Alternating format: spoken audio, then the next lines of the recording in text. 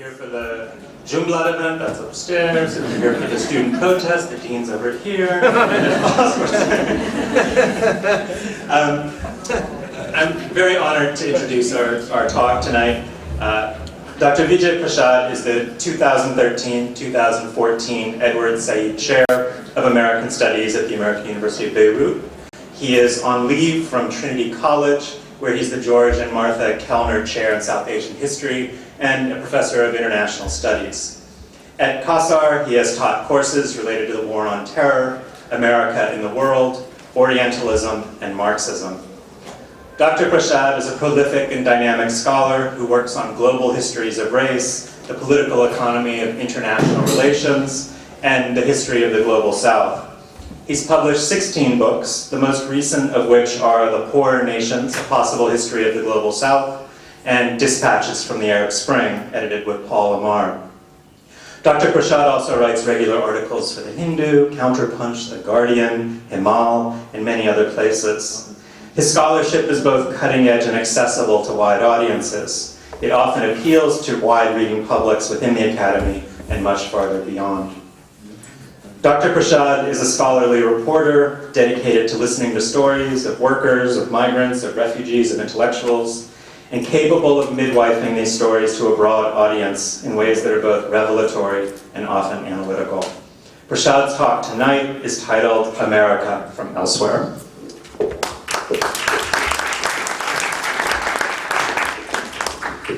Good evening. Thanks, Alex. Thank you, Jean. Thank you, Patrick, for letting me come here and misbehave properly. I hope I've misbehaved properly so far. This is actually a nice opportunity for me because when I was finishing up this book, The Poorer Nations, in 2012, Alex invited me to come here and I gave a talk which became the introduction to this book. And the paperback comes out in June, and so what I'm presenting to you is basically the afterword. So it's a good way for me to put this book to sleep. Because after the first introduction, afterward, I doubt that there'll be another. So this book can have its completion, beginning and ending in this city. This talk is called America from Elsewhere. The head quote is one of my favorite lines, and I use it as much as I can. It's from Fanon. And the line is, "My heart makes my head swim." And that is, in a sense, my methodology. So that's the methodological part of this talk. My heart makes my head swim. Somewhere on the horizon, within the decade, the United States will no longer be the largest economy in the world. According to the International Monetary Fund, that honor will go to China. Already we sense the shift. Bazaars and malls across the world have the feel of America, but the goods in them are made in China.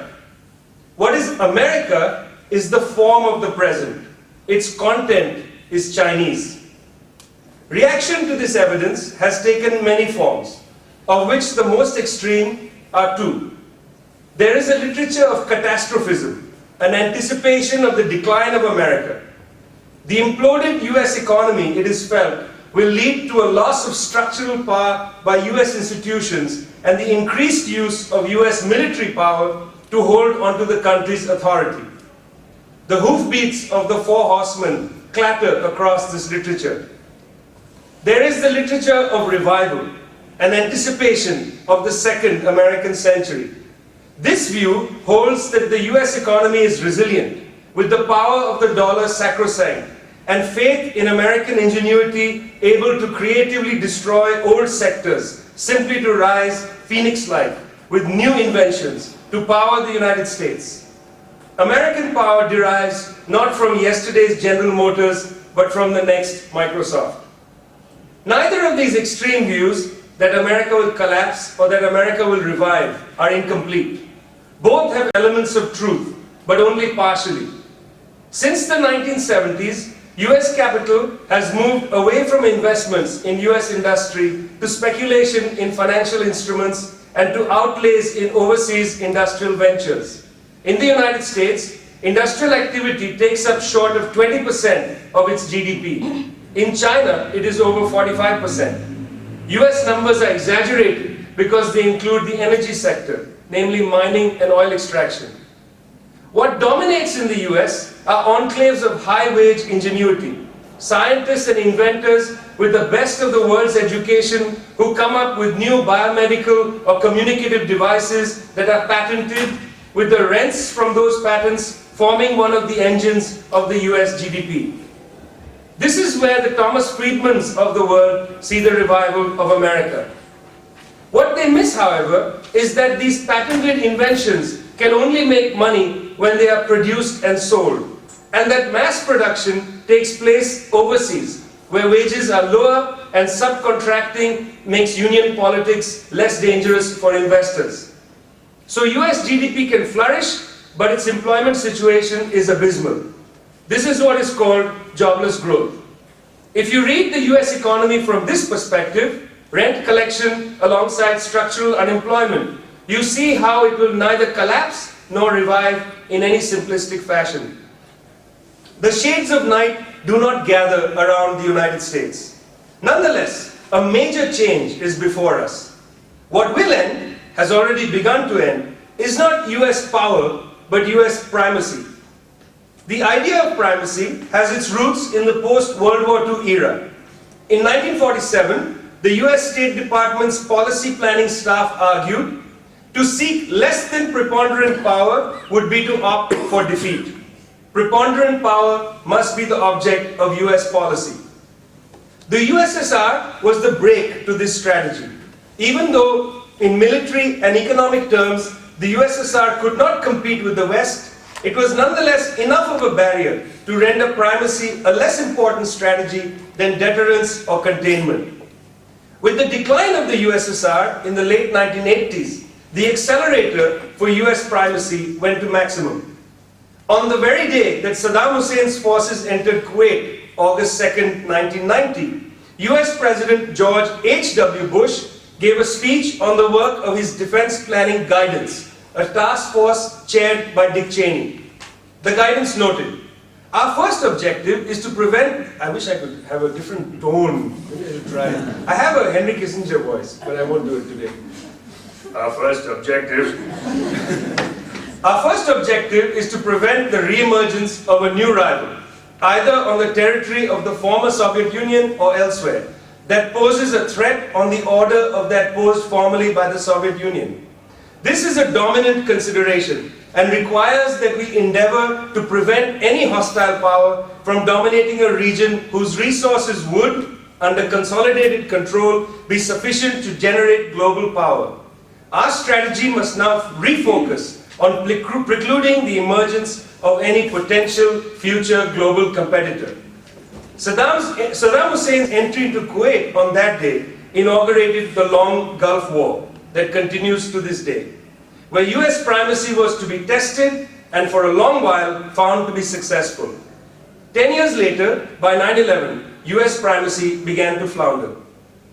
I am going to lead us on a little journey into the heart of US primacy, and then come out at the other end with a discussion of the emergence of multipolar regionalism as the new concept for world power, with a new geography attached to it.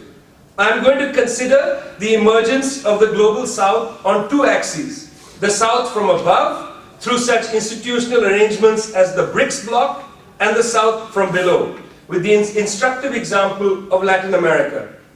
This talk draws mainly from my book, The Poorer Nations, A Possible History of the Global South, which is an account of the South itself on its own terms, but also a look at America from elsewhere. Part 1, US Primacy. A little quote from Junot Diaz. In the old days, a zombie was a figure whose life and work had been captured by magical means. Old zombies were expected to work around the clock with no relief. The new zombie cannot expect work of any kind. The new zombie just waits around to die. Signs of the demise of US primacy are legion. The invasion of Iraq drew the US into its second simultaneous land war. It was an adventure that cost an enormous amount in financial but also military and diplomatic terms. Estimates vary widely, Stiglitz and Bilmes suggest that the wars over the past decade cost somewhere between $4 and $6 trillion to the US exchequer. Despite overwhelming power in the air, the US military on the ground was worn down by casualties and lack of morale. Generals cautioned about extension of military use. As US military use extended beyond efficacy, US diplomatic power waned. Despite the wishes of leading foreign policy analysts such as Richard Haas, president of the Council on Foreign Relations. Haas, in his well-named 2013 book, Foreign Policy Begins at Home, The Case for Putting America's House in Order, called for an extension of the American century for the simple reason that its alternative is not an era dominated by China or anyone else, but rather a chaotic time in which regional and global problems overwhelm the world's collective will and ability to meet them. Multipolarity portends chaos for Haas. Americans would not be safe or prosperous in such a world, he concludes his plea for 21st century US leadership. One dark age was too many. The last thing we need is another. Maybe that wasn't a slip. The North, despite the protections of intellectual property rights, began to see the export of jobs or outsourcing had enriched its multinational corporations and very small numbers of its elite, but it hollowed out its own economies. Income inequality, driven by underemployment and by a structural jobs crisis, sat uneasily between people's expectations in the North that they would be bathed in commodities. A loose credit regime enabled the population to continue to buy despite slack income. This credit-induced consumerism was joined with real estate speculation as well as financial speculation on credit card debt, housing debt, and pension plans to produce the jobless growth boom that crashed in 2007. Long before that crash, reports from the IMF warned about the global imbalances that threatened economic stability. Nobody reads the IMF reports on the United States, but they are worth reading. The imbalance had reached such a point that between 1996 and 2004, the US absorbed hundreds of billions of dollars from the global south to cover its current account deficit. The poor, in other words, financed the rich. The US increasingly relied on its rentier power.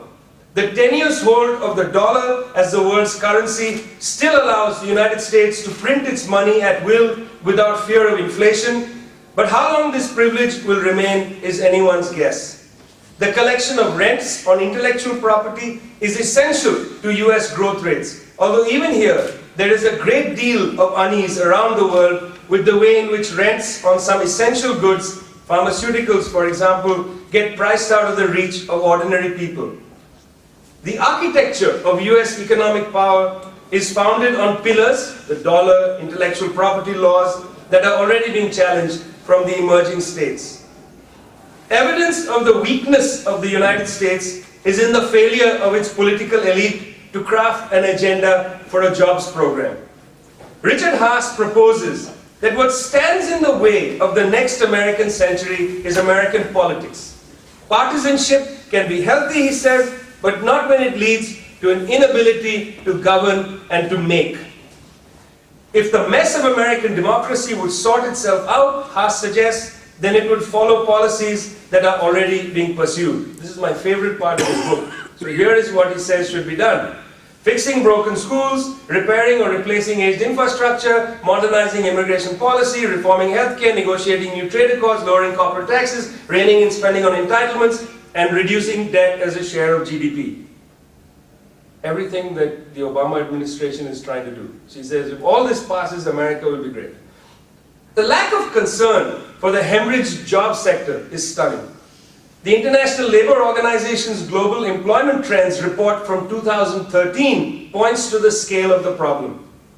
The sharp increase in long-term unemployment is a sign of severe labour market distress, characterized by extremely weak job creation, an increase in persons receiving unemployment benefits, growing risks that the unemployed will slip through the cracks of the underlying social protection systems as benefits are exhausted, and a risk of long-term structural damage in the labor market due to growing skills mismatches. This is the ILO in the United States.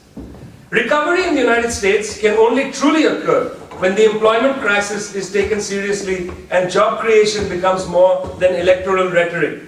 It is the collapse of the US jobs market that has become the asphyxiating canary in the coal mine. Solutions from the political class, such as from Richard Haas, who proposes lowering corporate taxes and ensuring the soundness of the US dollar, tend to strengthen the economic prospects of what the Occupy movement called the 1%. America has always been averse to doing its counter-cyclical spending or stimulus expenditure toward the social good on public education, public transportation, public health care. It prefers to do its stimulus spending either through the forces of repression, the military, the police, and prisons, what is called military Keynesianism, or through Wall Street, what could be called financial Keynesianism. War and banks are the enablers of American recovery. When Martin Luther King walked the streets of Los Angeles after its riots of 1965, he wrote, "My dream has often turned into a nightmare." King found the forsaken in search of non-existent jobs and impossible dignity. They see life, he said, as a long and desolate corridor with no exit signs. That was in 1965. Things are worse now. US power is not in decline, but the period of US primacy has certainly ended. US unipolarity slowly suffocated for three reasons. First, the US economy weakened through the normal course of capitalism's punishing drive toward joblessness. Second, expensive US military authority could destroy a country, but it could not form it in its image. And third, social movements from below of an entirely wide range of political and cultural commitments emerged across the planet to challenge this decade of US primacy. Number two, multipolar regionalism. One indicator of the demise of US primacy was the Declaration of Independence from Latin America. Driven by struggles that spanned the continent of South America into Central America and the Caribbean, new political platforms emerged, such as the Bolivarian Alliance for the Peoples of Our America, or ALBA, and the Community of Latin American and Caribbean States, CELAC. These announced that they would now manage their region without US interference, and indeed the United States is not a member of these two blocs, and that they would craft policies to pursue new goals, full employment and universal health care, for instance, rather than a private sector agenda of wealth preservation. When the US attempted to scuttle this process, most dramatically with the attempted coup in Venezuela in 2002 and the current events that are happening there, it failed. Even the closest US ally in the region, Colombia, joined these alliances. Whatever problems exist in the region, and there are many, the single most decisive contribution of South America is that it has modeled a form of regional interaction absent great power intervention. It has, in other words, brought regionalism out of the arid international relations textbooks to life and clothed it with innovative policy initiatives. These were underwritten by the class configuration of Venezuela's governing bloc and its indigenous oil and gas industry. Venezuela could subsidize oil sales by 40% to 14 Caribbean states. It could barter oil for Bolivian soybeans, and it could exchange oil for Cuban medical personnel because of a sustained but irregular commodity price boom. No such climate exists in other parts of the global south, where on the contrary, the apocalyptic horses of war, famine, and social inequality stalk the land. Old social elites and notables in most of Africa and Asia prefer an alliance with the West and its threadbare promise of a business civilization than a challenge to the world order. A potential opening in North Africa and West Asia was dampened by the hammer of political authority, a process that is also well known in Central and East Africa, where democracy movements are squandered before military officers and business interests. Tensions between India and Pakistan prevent a robust regionalism germinating in South Asia, while similar and more dangerous tensions between China and Japan and the two Koreas squander any process of regionalism in East Asia.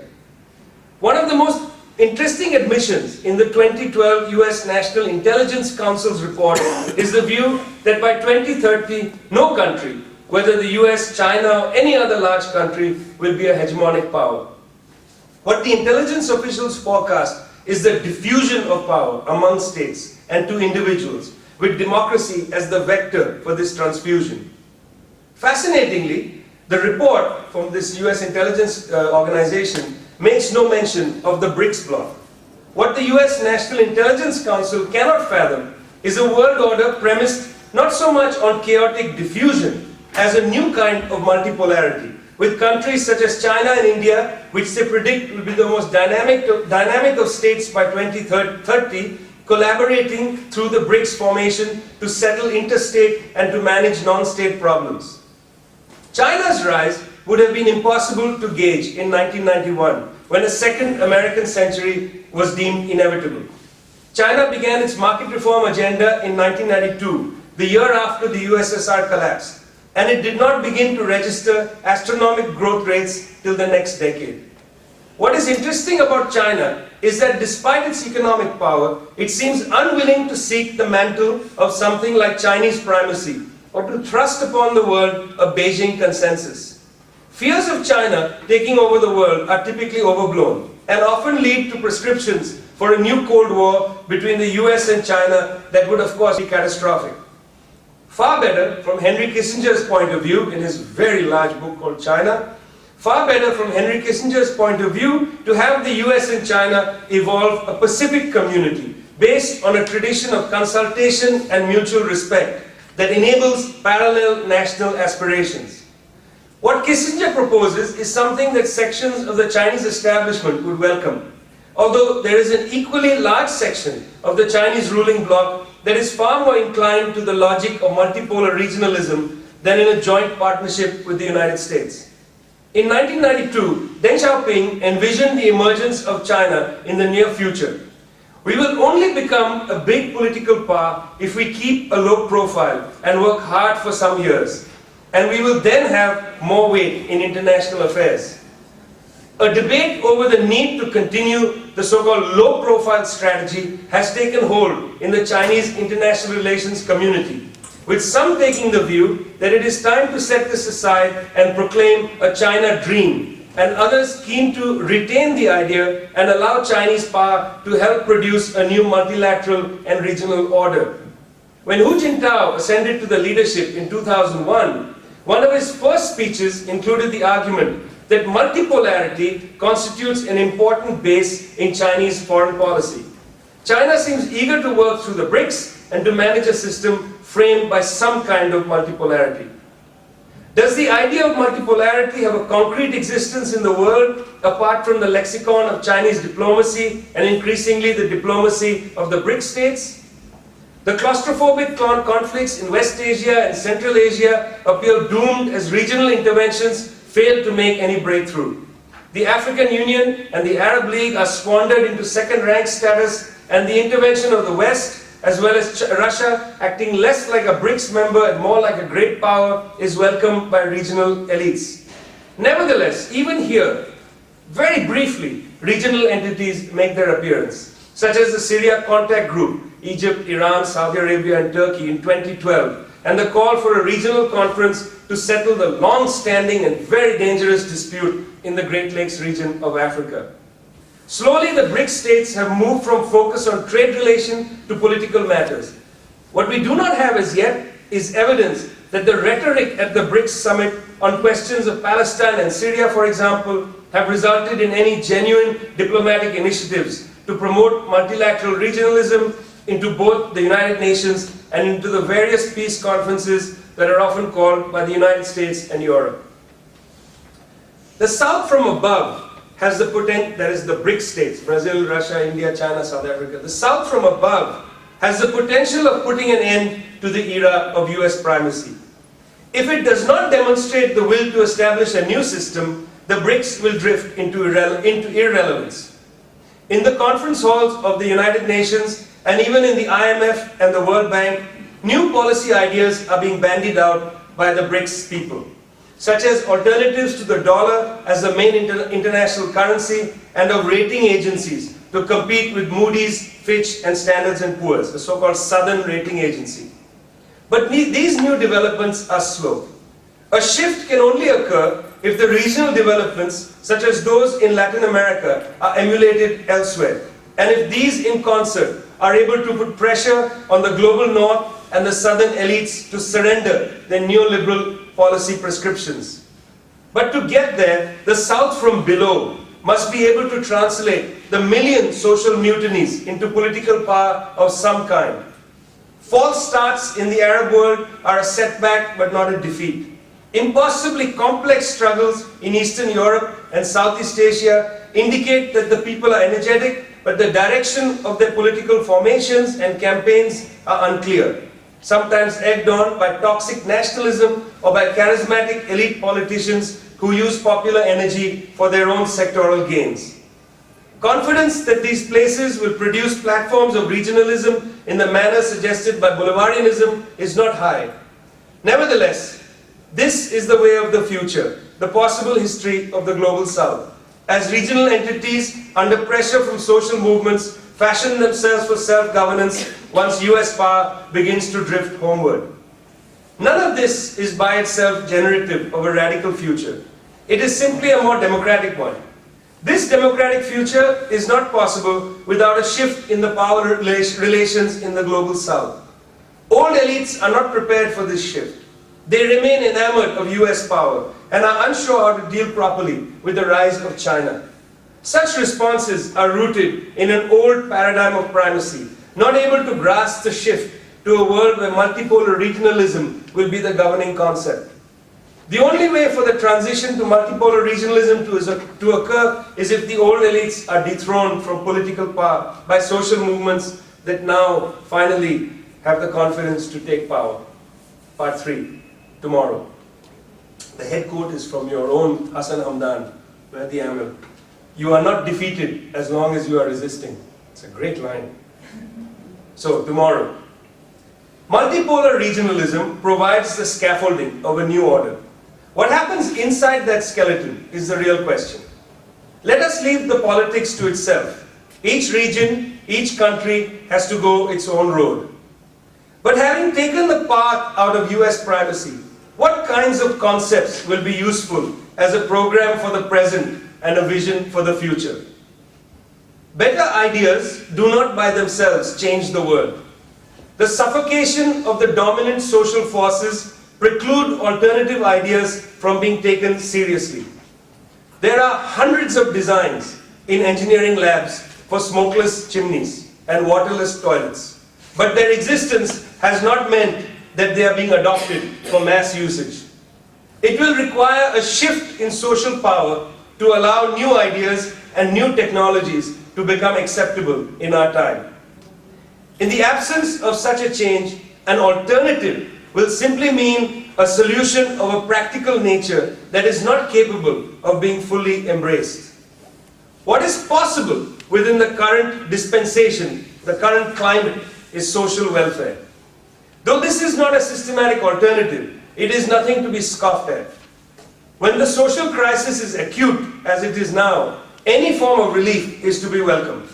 Measures to bring down the price of foodstuffs, provision of unemployment benefit or government employment schemes are necessary, but they should not be confused with an alternative path.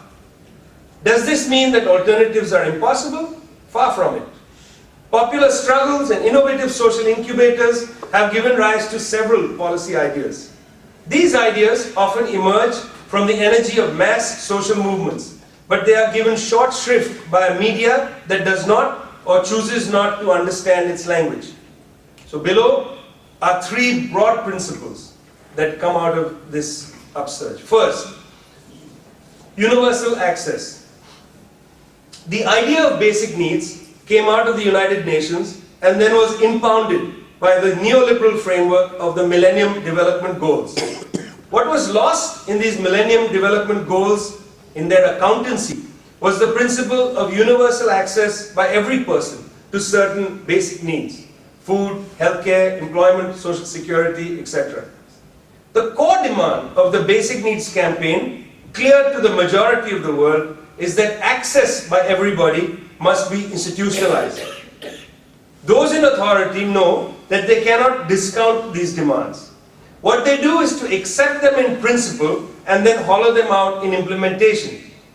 They say that universal access is too expensive. Well, it is certainly expensive, but it is not beyond our means.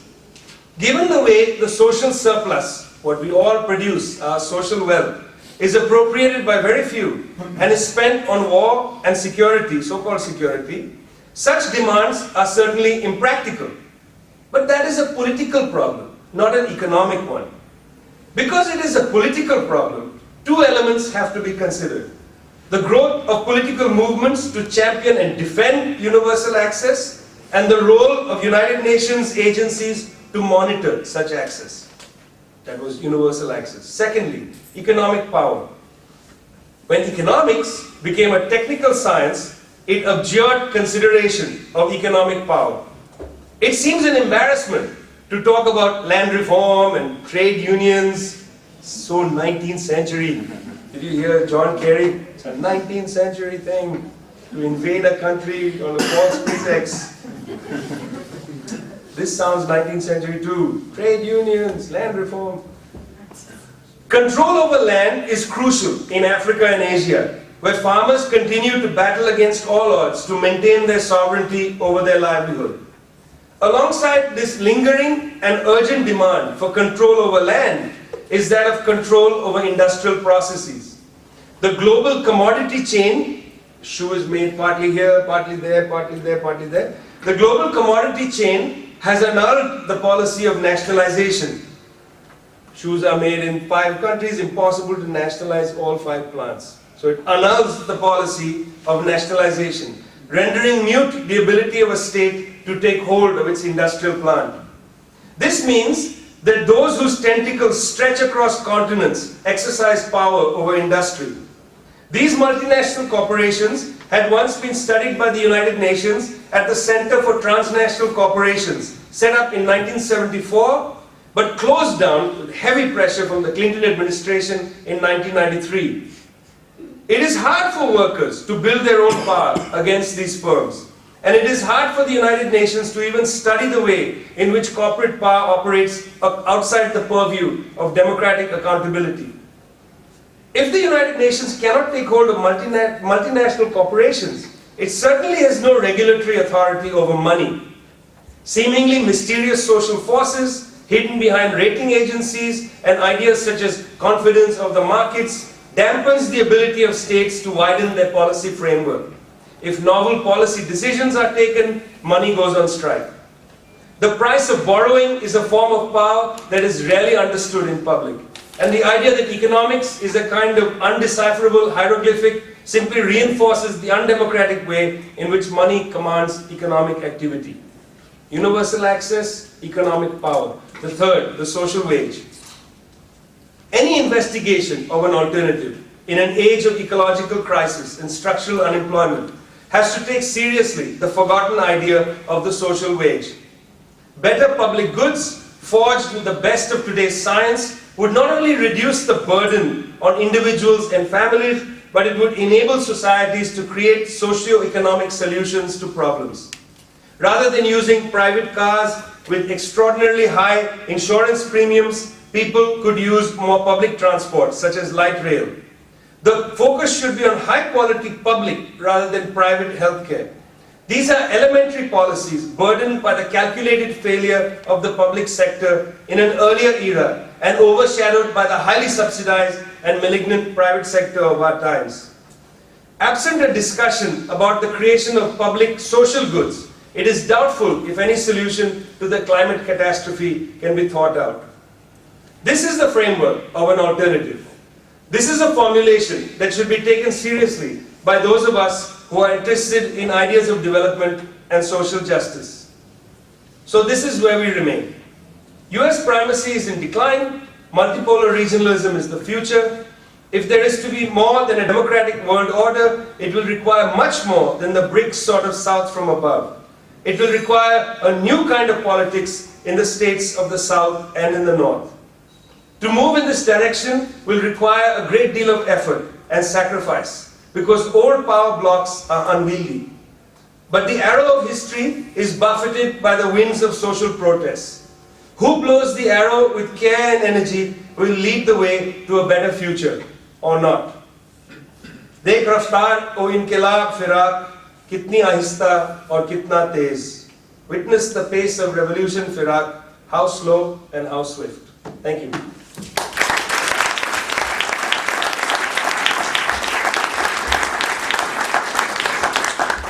Plenty of time for lots of argumentation, I hope. Please, feel free.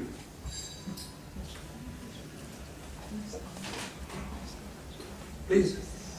No, I was just wondering, because you keep mentioning the United Nations, and I don't understand, because the United Nations is a completely American, I mean, I worked in it and I know it's completely American. We can see from the Security Council. How would the United Nations deal with these solutions that you're giving, which are wonderful, universal assets and so forth? But you put the United Nations as the kind of judge of all of these. And if it's going to be the United Nations as it is now, which is an unwieldy, bureaucratic, I don't know what to call it, machine, it's not good work. I mean, are you envisaging another kind of United Nations?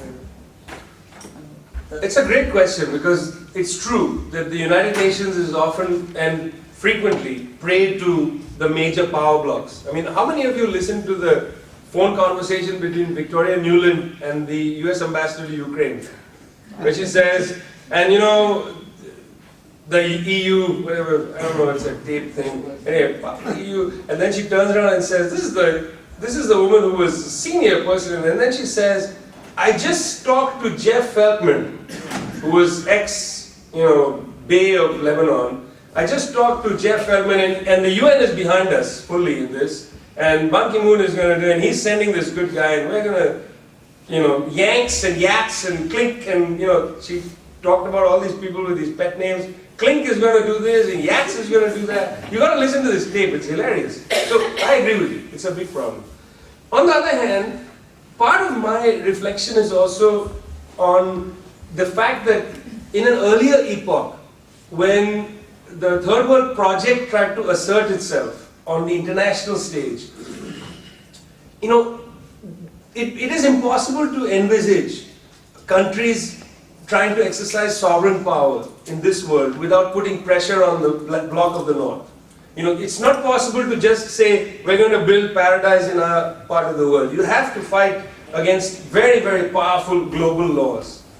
And the less ability to directly confront them, the more dangerous the world situation is going to be. I mean, in other words, what I'm saying is that in groups like the UN Conference of Trade and Development, where some of these battles have already started to happen, in other UN agencies as well, multilateral agencies as well, these battles have to have a battlefield. And I think the UN plays a very important role for that. So for instance, on economic policy, I would prefer that some of these debates happen there and not catastrophically, through brinkmanship and, tending to war. In other words, I don't have an idealistic view of the United Nations. I simply have a pragmatic view of it. It exists, it provides the field to have these debates. The fact that the WTO, which, I remember fighting against its creation, now that it's here, it provides a space for these arguments to happen directly. And this last round, the big Doha round, which was so-called completed, this round was very important to articulate differences of opinion. The problem, of course, was that once again, the bloc of the South capitulated in the round. That has less to do with the WTO and more the will of these countries. And so it's still a useful battleground. Whether it's going to be used by emerging countries effectively or whether those old elites are not capable, that's the separate political question. Yes, please. Thank you for this wonderful presentation, and I fully agree with you on the framework that you have provided. And also, in the same way, this kind of framework or this kind of paradigm, if you can say, requires also, I mean, a series of alliances. It's not something that we only have to think about and then write something about it. And in this way, we should not discard anything. Just to answer about the UN question as well, because also, I mean, to view the UN as a homogeneous body is also a bit misleading. Because, I mean, like you said, UNCTAD, they have published a few reports. The last report was very, I mean, progressive in a sense. Some of the publications of the ILO as well, and other UN agencies that where alliances are really necessary in order to change the paradigm and thinking from above and also below, from the power institutions and on the ground.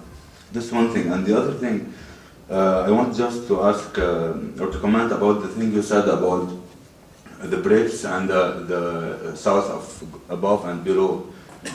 When you were saying that the change is possible when the south of below, the social movements, they in a sense prevail and they push towards the same kind of alliances such as the BRICS and but I think there's another problem is that even the BRICS state, I mean, if they impose themselves as a pole or as a certain power, not necessarily homogenic, but also I don't think they are providing any alternative on the economic sense. Like for example, in South Africa, the Congress has adopted neoliberal thinking. So how much can we say that, and can we see also a clash between those social movements and also the BRICS also that are also seeking to hegemony in a sense? And the final thing is about when we're talking about trade unions, and I totally agree with you that because in the past decades struggles and movements have been shifting away from material, if we can say, struggles and based on direct interest to struggles which we call new social movements, who are more about ideas and principles. And to reconsider the trade union struggle, worker struggle, in order to seek to arrive to a new balance, social balance and social struggle, it's necessary. However, we have the trade union structures are weak in some regions more than others, but in general they are weak.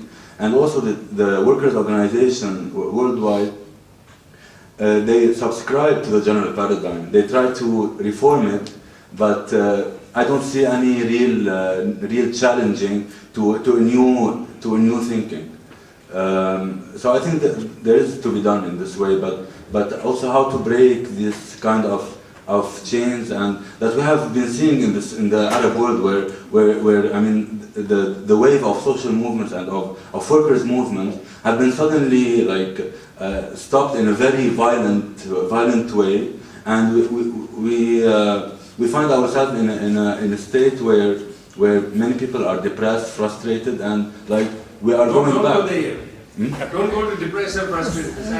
No, I mean it's not over. It's not over. But it was a very like the independent workers organizations in the other countries that have been flourishing after because of the Arab Spring. Now they are going backwards in a sense because of these developments and of the weakness of these structures. Thank you. As Karim knows, I like to say, today is the best day ever. So. Despondency is a good sign because it means that better days are coming. So, three things that you mentioned. The first is that, of course, the BRICS states have an internal growth model that's entirely neoliberal, almost entirely, with minor innovative social welfare provisions. And the only reason they need that is because there's major pressure from below. So, Fome Hunger in Brazil, the National Rural Employment Guarantee Act in India, these come because of mass coalitions with rural political forces, but they cannot afford to let people starve beyond a certain point. In India you have mass suicides, but you can't allow people to starve. So you have to develop those. The point I was making with BRICS from above is that a contradiction has emerged between the BRICS form of neoliberal ascendancy and the US primacy model. And there, this clash is very generative to create some argument at the top level. You know, it's very important to have a serious discussion about the idea of ratings agencies, about the idea of a unipolar currency, about the idea, for instance, of whether there should be, you know, financial market liberalization, which, you know, helps the so-called carry trade. You borrow cheaply where in the United States, and you invest hastily where there's high interest rates, make money in 20 seconds. So these kind of things are the debates happening up here.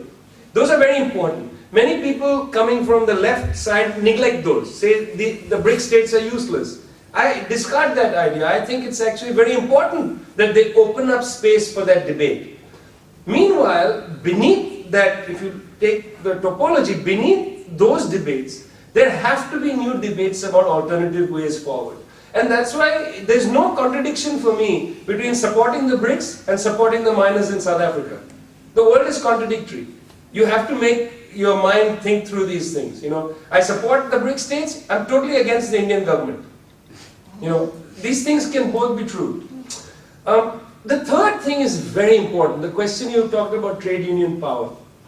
What I find, if you look carefully at the Latin American or South American example in general, if you look carefully, as production has disarticulated, as factories have been broken up, as capital has become very smart in institutionalizing it to such a point it's hard to make a union.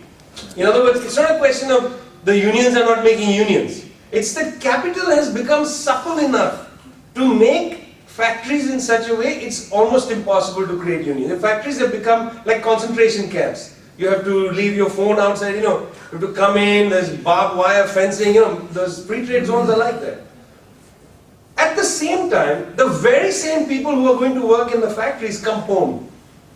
And at home, because they don't have the old kind of workers' housing, you know, the old sort of workers' wage, you know, you've got a housing near a factory, etc. They live often in slums. And so they are fighting over point of consumption matters, not point of production matters. Fights over water, electricity, you know, dirt on the road, and a price of, you know, bus fare, things like that. These point of consumption fights are not new social movements. These are worker fights that are happening not at point of production, but at point of consumption. You know, the literature has taken them as some kind of new development. Now people are fighting the gas wars in Bolivia, the, you know, the wars of bread wars, you know, this, that. At base, this is worker fight. It's a fetishization of worker struggle to assume that workers must only strike in a factory. Who said that trade unions are only about factory power? Trade unions are about the worker's life. Trade unions have to embrace the totality of the worker's life. Trade unions are not just sectoral fight for wages. I mean, if you look back at the 200-year history of trade unions, in every trade union struggle, I guarantee you, universally, around the world, somewhere in their list of demands will be, we must be treated as human beings. And this takes different concrete forms. For instance, I need to get the right to go to the bathroom. You know, I need the right to not be yelled at by my supervisor. All of them are saying, you should treat us like a human being. By saying, I need clean potable water, I need this, they're saying, we need to be treated. So, I think we have to also rethink how we understand point of consumption battles. That these are worker fights, and trade unions need to rethink where they're organizing. Instead of fighting against capital, which is making it hard for you to organize at the point of production, organize at the point of consumption. Move from consumption to production. Why would you keep banging your head against the wall and saying, we can't organize the workers? It's not like the workers have become less. It's that they are not being organized in the right place.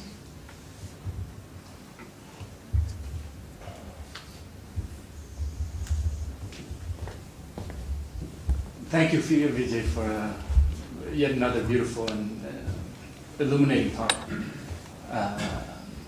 I want to push you a little bit further, perhaps, on this question of the BRICS and neoliberal policy. And was the liberalization of or market liberalization of China necessary for its rise, and India and company? And if yes, what does that tell us about the roads to the future? And perhaps you can comment a little bit on this, especially putting it in contrast with the previous instantiation of the BRICS in the non-aligned movement and whatnot. Thank you. See, I was born 50 years too late. I would have liked to have been talking now in the 1950s. And we are going to build this and build that. At least in the 1950s, they came out of a great success, which was the anti-colonial movement. And so the domestic regimes had incredible legitimacy to experiment with new ideas. You know, they could come to international conferences and say, we are going to set an agenda. There was a great deal more confidence. The book I wrote before this is about that movement. And the material I read for that was so exciting. You know, they would come and give these long, often quite boring speeches, but they would be filled with enthusiasm. That was one era. This movement emerges out of a decade of great deal of loss. The decade of the 1980s. I mean, the decade of the 1980s was the worst decade for the global south. More was lost, catastrophic losses for most of the global south than in any previous decade in the 20th century. And that's saying a lot, because we have to include the 1930s and 1910s. But the economic loss was unbelievable. And with it, the rise of the most toxic social movements across the global south.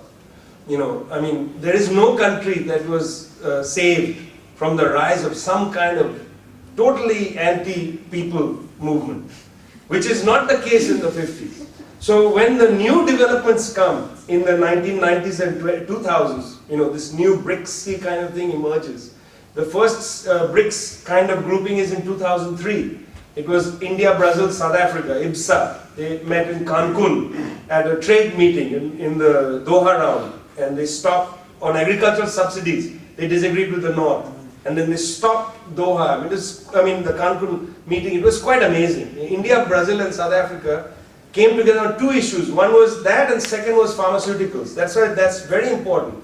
Because Brazil and South Africa had just passed laws saying that we don't care about intellectual property rights. We have an AIDS problem, and we have to get the drugs to the people at no cost. And India could produce them for free, basically. You know, India is the master of reverse engineering. You give an Indian drug manufacturer a drug, they take it home, they sniff it that night, and the next morning they produce the copy. Okay, it's the one ingenious thing about Indian pharmaceuticals. So they had reverse engineered every single one of the AIDS cocktails. And they were giving it basically for free to South Africa. And that's when Bill Clinton comes in and says, wait a minute, I will negotiate you a good deal. Why do you negotiate a good deal? They're making it for free. You know, here's free and here's a good deal. This is a lot better than a good deal. You know, so in that sense, this is a totally different context. It was out of a context of great defeat. And secondly, the ruling elites in these countries had a very different role than the ruling elites in the 50s. In the 50s, the ruling elites, whatever their independence from the people, were tethered to them. You know, the people had won independence. Ruling elites had to represent the people. In other words, they could not say, we want to be American. Personally, we want to have a big house, this, that. They had to live like the people there because there was a moral imperative, much greater moral imperative. You know, I mean, Egypt is a great example. You ask anybody, people who hate Nasser, they will all tell you when he died, he had nothing. You know, everybody says that about him. He did not pill for money, huge amount of money personally. Those movements required that of their leadership. That means they had a purchase on the path of development they picked. It was not perfect, but they had this purchase. By the 1990s, that relationship between the elite and the mass was utterly broken. And the elite then pivots and looks elsewhere for its culture and its way of life and what it wants. You know, how it wants to live in its world. That caesura had a great deal of impact on the way policy was formulated. I mean, I'll give you a little example. When I was growing up in India, when television first came, 80% of, there was very little, few hours of TV, 80% of programming was like this. This is a bottle. In the bottle, You open the bottle and put a seed. Then you put water, put a little soil, fertilizer. It was all agricultural programming. As an urban kid, it used to drive me crazy. Like, where are the cartoons, or where are, what kind of country is this? Well, what kind of country is it? It's a country of people who live in rural areas, who they use television to teach people how to grow different crops. Today, there is zero, there's no television, there's 100 television channels in India, not one of them is geared towards how to grow a seed in a bottle if you don't have, make a greenhouse. So this pivot has had catastrophic impact on the nature of thinking, policy making, etc. And that is why it's important for these new movements to germinate not only political power but a moral ethos, to try to capture whatever sections of the intelligentsia can to its, its demands, its needs. Too frequently, intellectuals are now speaking for their class. In an earlier time when they were trapped by social movements, they had to look elsewhere for their ethics. And that is not a situation we're in now. And that's why I agree with you, it's a completely different ethos. But it's also a different demand one needs to place on intellectual thinking. What is an intellectual for? Are you simply a spokesperson for your class? Or are you a spokesperson for movements? Or are you, what are you thinking for? And it was different earlier, I think. I may be nostalgic, but it's a good nostalgia. Please. You talked a lot about the BRICS countries. I'm not an economist at all, so... Nor am I. I just pretend to be one. Jim, I think it was Jim O'Neill that first came up with the term for BRICS countries, and now he's just come up with, I think, mint countries, am I correct? Does it matter that somebody like Jim O'Neill, ex-Goldman Sachs, he's now emphasizing different countries? Is it in any way going to affect the powerhouses of the BRIC countries? Do we care? Should we care? See, there's a very important point you make. Is this just manufactured by an analyst at Goldman Sachs? And he was going to come up with, he's retired from Goldman now. Yes. He's coming, mint, I think is Mexico, Indonesia, Nigeria and Turkey, I think is mint, which is kind of insane because two of them are suffering grievously from the carry trade, this currency problem, Turkey and Mexico. But still, in a sense, the genealogy, I have a history of the BRICS in here, and the genealogy, the story of the BRICS is not, it bypasses Jim O'Neill. O'Neill was interested in a specific thing. Where should my people with the hundreds of millions of dollars invest? So his first study was essentially an investor's guide. I recommend you invest in these states. It was then 4. Brazil, Russia, India, China. That was the BRIC. There was no South Africa in his conception. But before O'Neill came up with this, the IPSA group had already begun to meet. And they had already begun to create their own platform. India, Brazil, South Africa. And at that Cancun meeting, when these countries fought against agricultural subsidies, particularly in the United States. I mean, the United States is an unbelievable agricultural powerhouse. You don't think of it, when I gave you this 20% of GDP in industry, it's not industry that is the big powerhouse, it's agriculture and so-called agricultural products. I mean, when NAFTA was passed, the North American Free Trade Agreement, it wiped out the Mexican maize industry in 3 years. It's incredible. You cannot compete with the factory farming. Mexican small farmers just could not compete with the scale. If you drive to the American Midwest, it's an impressive thing to see. I mean, you drive miles and miles and miles, it's the same farm. And if you've ever seen a combine harvester, I mean, that thing is like a spacecraft. It's huge. It's maybe the width of this room. It just drives through you cannot compete. On questions of mechanization, American agriculture is unbelievable. So when they stood up in Cancun, it was IPSA plus a block of countries plus C. It's very fascinating. China, since its entry into the UN system, has always been the plus C. So in the group of 77 countries, it's always group of G77 plus C. China always joins but not fully. Joins but not fully. So it was IPSA plus C. Then the Russians decided it wasn't going so well with them in the G8 meetings, and not going so well for them now. that they turned and said, well, we are going to be part of this BRICS group. They saw some value in it. And then when they joined, it became BRICS. But it's actually separate from O'Neill's own conception. You're right that you don't just take it seriously because somebody like that is doing it. But what one has to take seriously is that these are very major powers. That for the 10 years from 1990 to 2000, 2000, for 15 years maybe, these countries were absorbed by the Washington Consensus entirely. And it's so amazing to me that in 10 years they decide that that is actually not helping them out. That they don't want to be junior partners to this vision. And that's the split that takes place. Yeah.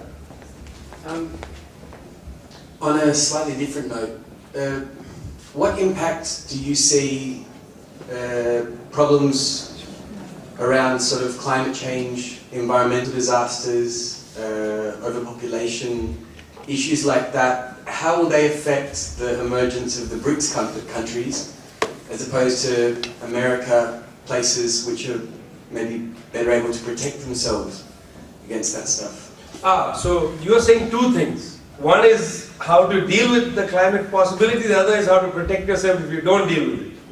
The second, of course, the United States has incredible contingency plans. So does the country down south. Invade spaces where there's aquifers, etc. Let's leave that aside, because that's the catastrophic stuff that scares me. Those are Hollywood movies. Let's think of the other side. That unfortunately, because of partly this neoliberal path that the BRICS countries are on, they are squandering a huge opportunity, but they haven't fully squandered it. So for instance, in India, where the transportation problems are just appalling. In Indian city, I know this city is hard to drive in, and in fact the lessons are for this city as well. This is the moment to do what they call leapfrogging. Why do you need to go from walking to bicycle to automobile to train? Why can't you go from this, skip the automobile, go to train? Why do you need to go through the automobile stage of modernity? I mean, in India, they are spending obscene amounts of money, building this so-called auto corridor to link the major cities. Why? Why not improve rail transport? Anyway, most Indians go by train. Why not create more high-speed lines? What is the point of going through automobile? It's terrible for your energy consumption. It's privatizes society, because then people are sitting in their own cars. They're not in trains where they can have some kind of social life. And Indian train is amazing. It's like a cafe in some 18th, in Habermas's dream. It's a cafe society, people sitting and arguing about politics, and trains are far more socially beneficial as an entity. So this is what is a huge opportunity. And in the Chinese, again, because they are doing both. They are building obscenely huge freeways, which have no cars yet, and when the cars come, it's going to be terrible. And then high-speed rail. Why not skip the roads? So this opportunity is so great that the fact that they are not seizing it properly is what is, to my mind, most shocking. Because they all know that this road is a useless road. I mean, the stats bear it out. The United States has what percentage of the world's population? 7%?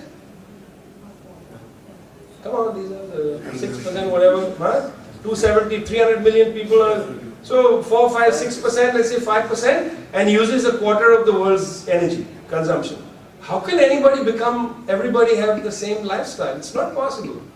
I mean, somebody was joking the other day that in the earlier days, people in the Eastern Bloc used to say, we want to go to the Western Bloc to have more. Now people in the Western Bloc might be running the other way saying, we want less. We have too much stuff. The obscenity of goods is drowning here. So the point I'm just making is the idea of leapfrogging is very important. To think of abandoning technologies that are not necessary. And of course this country should embrace that. Get rid of cars, go straight to train, revive tramways. Why should people be driving from here to Saida, for instance? Build a train, let people go back and forth. It'll link people. It can be cheaper to run. Automobiles are a disaster. You know, so these are ways to think, and the idea of leapfrogging is not talked about enough. Abandoning bad technologies, going to the, not the next one, but the future technologies. Smokeless chimneys, 500-year-old technology. But if that doesn't happen, and if the IPCC reports, or if these things continue to predict problems in the future, how will the BRICS organizations deal, how do you see the BRICS organizations dealing with those sorts of problems? They are not even thinking about it. I mean, not in their public documents. You know, the one good thing about, the greatest thing about the United States is everything eventually seems to leak. So if you want to write a world history, it's very hard to get documents from other places in the world, to their shame. You know, the United States is very easy. You get the intelligence reports inevitably leak, something leaks, it's like a sieve. So it's very unfair. US always looks worse on the world stage. Everything leaks and there's some bad statement made by somebody. Unfortunately, we don't have enough. I'm looking forward to material from elsewhere leaking, you know, but there are not enough leakers. So I don't know. There's maybe some secret discussion, but it's not public. The real thing is, if this is not, of course, handled, we will be living in a Hollywood movie. And I don't think anybody wants that. Yeah. Do you mind just your three ideas, the tomorrow ideas, universal access, economic power, social wage. I just didn't understand exactly how it's to be implemented. Is it the UN that's to be like watching over this? So exactly who will give the universal access and who will, you know, how do we challenge the MNCs and nationalizing, etc. That's one. And I guess my other question is just, how do you propose people power from the bottom? How do you propose they resist all the repression which they keep meeting? I mean, that's why I think they fail, is that they're often met with overwhelming force, military, police state, etc. And they never, you know, do you propose like a violent uprising, some kind of militaristic organizing from the bottom? Or is it like a, how is it exactly that we are supposed to do this? I can't answer that like that. It's a tape recorder, the dean is here. I'm not going to say violent uprising, come on. The NSA. The NSA, you know, they're okay. They have too much data, they can't analyze all of it. I want them to suck all the data. It's better they do that than they target people. Anyway, the second one is easier to answer actually, funnily enough. I mean, the first thing is that people anyway struggle, you know. That's not for you and me to propose. People are always struggling. Struggling is in the nature of human existence in a way. People are always going to organize, fight, etc. The issue is, what are the strategies? And that is a question of organization. That is a question of thinking through what one is doing, you know. And there, I think, that's why the debate, for instance, about trade unions is a good one. You know, are we going to keep expending energy trying to organize at point of production, or do you pivot and start organizing where people are capable of being organized? You know, do you sit back and say, we don't do any organizing, we let the people organize themselves? I think it's a very cruel strategy. You know, it's very important for different classes to join together. I mean, it's an illusion, a populist illusion to believe the people know everything. I mean, if the people know everything, then why are we in college? Why are we bothering to read things, you know? There is a role for people who have time and energy to read, to involve themselves with people who don't have the opportunities to read and study and such. So, what I'm saying in short is, people are always struggling. The question is, what is the organizational form that is proposed to link different classes as they struggle? And that is not always there in people's struggles. I mean, I was just in Egypt talking to different people about, you know, what's the situation, and people are not as despondent as it seems. And every few days, it seems to me, new projects are emerging. There's a new political party called Bread and Freedom, you know, which has got delegates in every single governorate. And they're small, and they are excited, and they're young, and they're from different class backgrounds. And, you know, it's these experiments that lead somewhere. You know, it's always experiments that are linked to struggles that are already happening. You know, you always have to risk and experiment and see how things work. There's no formula for that. The first question, which is the tougher one, is how to implement these things. I mean, the reason, when one struggles, and one seizes power, say, if you don't have an agenda, if you don't have a program that you want to fulfill, you'll be gone in 5 minutes. You know, a populist group took power in Delhi, the state of Delhi recently. It's called the Ordinary Man's Party, Aam Aadmi Party. They resigned within 3 weeks. I mean, they came with a populist agenda. Whatever the people say, we will do. Guess what? Half the time the people are wrong. You have to come with a principled agenda. You have to disagree with the people. The people might have the most racist ideas. You can't say because the people are saying it, we have to accept it. You have to fight with the people. In other words, they came thinking we are the vehicle of popular beliefs. You can't do politics like that. And they literally had to resign in 3 weeks. So what I'm proposing is a kind of discussion agenda for what is possible in this moment, in these restricted circumstances. What kind of demands are possible? There was a European thinker called Andre Gotz, whose idea was you don't demand reforms, you demand non-reformist reforms. You demand reforms that you know the system cannot meet, but you demand them nonetheless. And you implement them. And then you will raise the confidence of people who will see that these ideals that we live with are actually false and will drive harder for the fulfillment of these ideals. So the agenda has to both be a realization of problems today, meaning solution, but also to drive an agenda to move people forward. Because, you know, the bulk of people will believe the ideals we live with. But the ideals we live with are not materially grounded. The ideal that nobody likes starvation. Nobody in their mind is going to stand up and give a speech saying, I am for starvation. I am for low calorie, eating by 80% of the population. Nobody's going to do that. Everybody believes it's good to have a full meal. But it's an idealistic notion. So you have to produce policies that demonstrate that there are power blocks that actually believe people should starve. And that's what the Venezuelans have been able to do. And that is the real reason why they have really angered the elite. I'll give you one example of this in practice in Venezuela. Sorry, I'm going on for a little long, but this is an interesting example.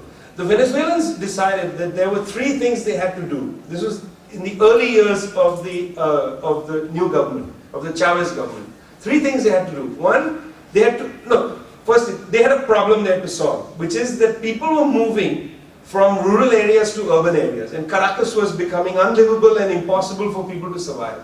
So how to make people stay in their homes? It's important because one of the things the Venezuelans knew, and Chavez knew it in his life, is that everybody doesn't want to move to the city.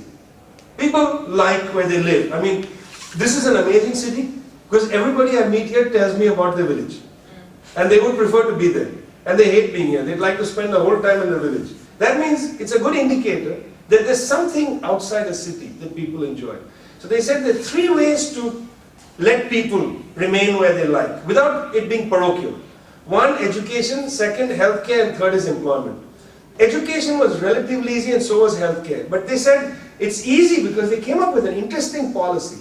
See, the previous administrations around the world brings people from rural area, trains them in the city in medicine and teaching. They live here for 8-10 years in the city of Beirut. After living here 8-10 years, enjoying hamra, cafes, this, that, I don't want to go back to my small town. I want to live here. And in Venezuela, I'm not going to Amazonia. I've lived in Caracas, I've trained in this, I ain't going back there ever. What if you now said, we will train you in your town? We will create mobile medical schools, nurse schools. We will create, para-teacher schools in one rural town, and then you can go back. That was a very interesting strategy. You're welcome to come to Caracas, but you may not want to come and get stuck here. Come and visit, come enjoy the sights, see a play, go back to your town. You might like to live there. So, and that was one. For those 2, medical but the 3rd, employment, was the most interesting. How do you drive the agenda? Venezuela, you may not know this, but by the way, do you know which is the country that per capita eats the most pasta? Venezuela is number 2. Per capita? The United States. Not Italy actually, it's interesting, you'd think it would be Italy. But they eat a little bit of pasta, they have all those antipastas and a little piece of fish, and pasta is a little piece. In the United States you get the big They get the happy hour plate, you know, they get the giant size pasta plate. All the kids only eat pasta in America, parents too tired to make anything else. You know, huge amount of pasta consumed. Venezuela was number 2. Why? Because when the oil boom happened, people said we want to be modern. And to be modern means you don't eat this crap, this quinoa, whatever, you know. That's what peasants eat. You eat pasta. So they started importing pasta from the United States. And they became huge importers of pasta. And they were squandering their oil wealth. So they said employment. In rural areas, you can't grow wheat for pasta. It's not possible in Amazonia. You can grow these strange grains. But people will not eat it. So what did they do? In Caracas and Barquisimeto and other smaller cities, they set up these virtually free places to get, what is it, empanadas or no? In Venezuela it's... 20. Huh? 20. Anyway, it's like, you know, the thing. Taco type thing. But not taco because that's Mexican. I think it's like an empanada. Yes, that's the empanada. Empanada. Anyway, it's something like that.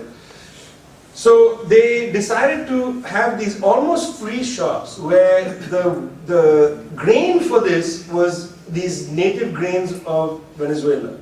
And all across Venezuela, and WikiLeaks has a funny cable about this, socialist restaurants. But you could go in and eat for almost free, and you pay afterwards and nobody hassles you. And it was to bring the taste for this grain into a mass way, to revive agriculture in rural areas. Now that's the kind of policy that derives out of this kind of framework. That you have to drive a policy for universal access. Anybody can be able to eat this stuff. It's very cheap. You've got to drive a policy for employment. And you have to drive a policy to allow people not to move for force. Most migration is forced migration. You know, there is very little migration for, like, I want to get a better, you know, again. Most Mexican migration certainly has been forced after NAFTA. So that's the way the policy has to work. I have a question, actually. Oh, sorry. So I want to shift the focus back a little bit to the United States by asking how we might view the United States through the lessons of its policies in the rest of the world. In particular, what I'm thinking about is that much of the American project depended on a expanding socio-economic base within the United States that has been in decline, especially over the last 2, maybe 3 decades. So I guess could you say a little bit about how the policies that had been enacted in a US-led project abroad are sort of impacting the domestic terrain within the United States as industrial cities like Detroit, for example, go bankrupt or are forced to go into bankruptcy and to gut the public sectors. As education loans are so exorbitant that most Americans have massive amounts of debts, not to mention the country as a whole having massive debts to foreign creditors. So what's happening within the United States that might say something about the future of American power? I mean, you know, as you know, Alex, firstly, that formula I said that people are going to always struggle applies also to the United States. I mean, it's not a country where everybody is wearing, you know, George Bush II masks and roaming around behaving like him. Most people are rather disenfranchised and fed up with the system as it exists. So one fascinating thing was when the Tea Party movement broke out. I'll first talk about the politics, then talk about...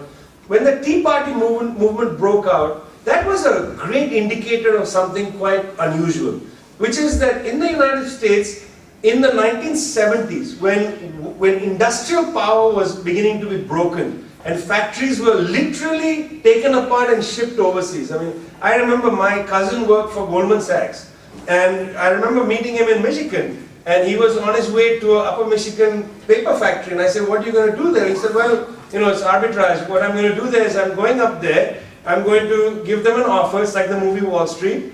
Either they do this or what's the do this, do that. Well, either way, we're going to sell the plant for scrap. And the plant is going to be dismantled and shipped overseas. And all those people unemployed. So when this was happening in the 70s and 80s, because working class power had been so eviscerated, there was no real fight back. But what happens is during the Clinton period, Clinton very cleverly used the intellectual property question. You know, intellectual property saved America in the Clinton years. That's why the so-called GATT round, the Punta del Este round, where intellectual property moved from protection of product, which is what it used to be. It used to be that if I make rim water, you can't make rim water. The GATT round changed intellectual property so that you cannot not only make rim, you cannot make anything like rim water, no label water, meaning I'll take rim water, I'll reverse engineer it back to its elements, and I will, I mixed it up. In the earlier regime, you could not, they only patented the process, the exact process that got to rim, but they didn't patent rim.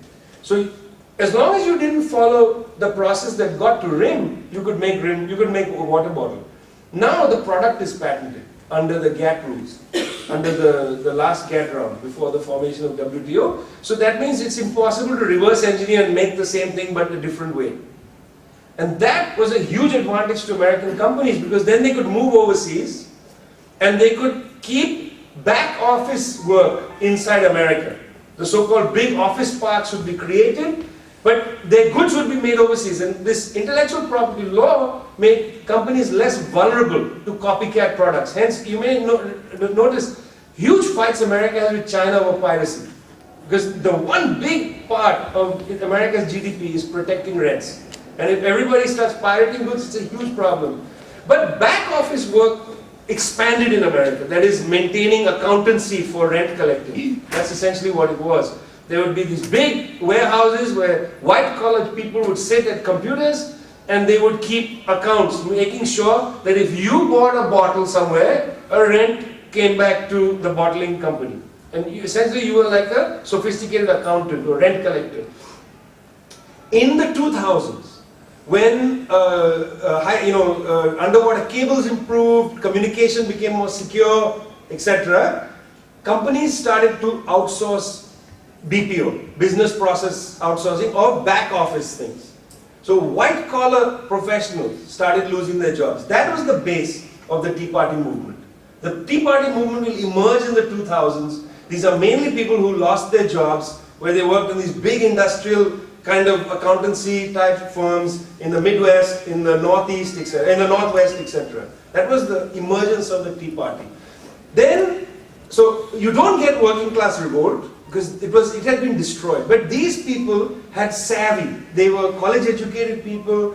They understood how to utilize protests, how to link with political parties, etc. And they did a very good job putting the issues on the agenda. But then the second major wave of protest from below comes in two axes and around the same time. One is that, remember, you have NAFTA killing off Mexican industry. Huge number of people come north from essentially the global south. But immigration to America that was undocumented increases astronomically in the 90s and 2000s. And what are these people doing? You know, I don't know, it's an interesting game you can play. There's the person who invents the bottle, and they collect huge amounts of rent for being inventors. Then they hire bankers and lawyers, and then finally the circle of those accountants who make sure they get their rent check. And then outside that, because all these people need help, they have people mow their lawns, take care of their kids, etc., and they are all undocumented workers. So the first big working class struggle is the immigration rights movement. And you see the huge May Day struggles in the 2000s. Linked to that is the children of some of the people who are in the last circle of this hell. Their kids can no longer afford college or find jobs, especially after the crash of 2007. And that's the Occupy movement. So you get the Tea Party movement, which is the grown-ups in the last circles of this hell. You get the people working for all these people, and you get the children of that last circle of hell all upset with the system as it is. And so increasingly, this is the kind of story. But the problem is, because the politics in America is so suffocating, these begin to take electoral tones. So the Tea Party links to the Republicans, the Occupy movement basically gets smashed into disillusion. A lot of violence against those camps, smashed into disillusion, and the immigrant rights goes to the Democratic Party. And it gets smothered into this bipolarity. How do people survive in America? It's a huge question. I mean, when Occupy movement was essentially disbanded, it morphed into the foreclosure movement. I mean, there are people in Detroit who are beginning to recreate, to my mind, and I visited Grace Lee Boggs and did a tour of Detroit. People are recreating, 18th century American ways of life. Growing things in their backyard. They're growing wheat in Detroit in abandoned lots. I mean, it's unbelievable. Now, to some extent, it's also a huge wake-up call for people because high consumption standards cannot be maintained. So there is a movement, admittedly it's rather small, but there are movements of living sustainably, etc., being more honest. These are very important. These will try to challenge the ethic of the big box store. And the more of the white-collar people that fail to find work, they are going to have to reassess the kind of addiction they have to Chinese loans. This is going to produce a huge problem in America, and people say it will also produce knockoff problem in China. I don't think so. If you read the documents of the Chinese and how they're going to manage the situation, they are very keen because they understand that there have been more social unrest in China over the last half decade than in the previous 20 years. They are going to have to start doing transfer payments to their population. They are going to have to lift the standard of everyday life of the population. That's a serious project. So they may not be as reliant on the American consumer as the American government thinks.